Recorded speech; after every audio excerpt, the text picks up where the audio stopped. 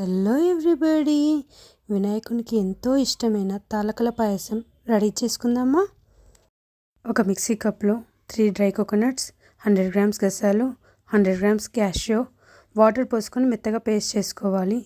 ఒక బౌల్ పెట్టుకొని అందులో 3 గ్లాసెస్ షుగర్, 5 గ్లాసెస్ వాటర్ పోసుకొని షుగర్ మెల్ట్ అయ్యే వరకు మరగనివ్వాలి. వాటర్ బాయిల్ అవుతుండగా అందులో కొంచెం ఇలాచీ పౌడర్ వేసుకోవాలి.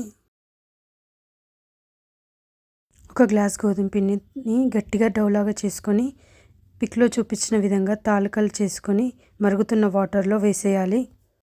ఒక 5 మినిట్స్ మరగనివ్వాలి. తాలకలు కుక్ అయ్యో లేవో కింద చూపించిన విధంగా టెస్ట్ చేసుకోవాలి. ముందుగా గ్రైండ్ చేసుకున్న కాజు, కొబ్బరి, గసాలు పేస్ట్ని ఇందులో వేసేయాలి.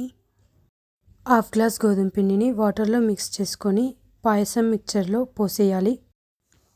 3-4 స్పూన్ గీ వేసుకొని మంచిగా మిక్స్ చేసుకోవాలి.